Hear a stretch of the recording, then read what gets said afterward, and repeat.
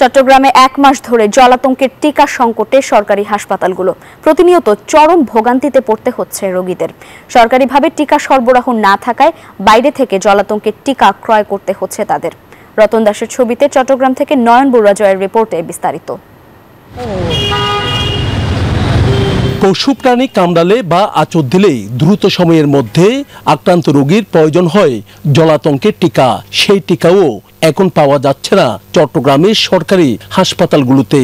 নির্ধারিত সময়ে টিকা নিতে না পারায় হুমকিতে পড়ছে অনেকের জীবন। যেখানে সরকারিভাবে চট্টগ্রামের দ্বিতীয় সর্ববৃহৎ জেনারেল হাসপাতালে জলাতঙ্কের টিকা নেওয়ার সুযোগ থাকলেও টিকা সংকটে দিশেহারা ভুক্তভোগীরা। দুদিন আগে আসছি 120 টাকা নিছে, টিকা নাকি নাই। এখনো আসছি 120 টাকা নিছে, টিকা নাই। সাপ্লাই বন্ধ বলতেছে আমাদেরকে। আমরা এখন আমাদের 4 জন মিলে টাকা দিয়ে এই যে আমরা সিরিজ এবং কি ওষুধ কিনে আনতেছি। এখানে কি ওষুধও বন্ধ, সিরিজও বন্ধ।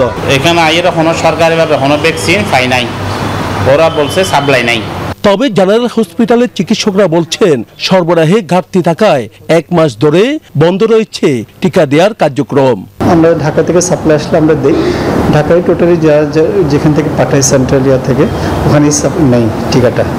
আমাদেরকে যা ইনফরমেশন দেওয়া হয়েছে ওখানে বলা হচ্ছে যে ওখানেই সেন্টার, এবং ওরা সারা বাংলাদেশে কোথাও দিতে পারছে না এই মুহূর্তে। যেখানে প্রতিদিন শুধু চট্টগ্রাম জেনারেল হসপিটালে 100 জনের মতো রোগীর টিকা প্রয়োজন হয়, সেখানে একেবারে টিকা দেয়া বন্ধ থাকায় আবারও রোগীরা মৃত্যুর ঝুঁকিতে রয়েছে বললেন এই জলাতঙ্ক বিশেষজ্ঞ।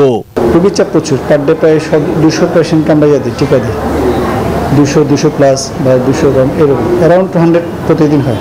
দ্রুত জলাতঙ্কের টিকা সরবরাহের দাবি ভুক্তভোগীদের। নয়ন বড়ুয়া জয়, নিউজ 24, চট্টগ্রাম। বান্ডেল থাকলে প্রতি সেনমানিতে টাকা বাঁচবে।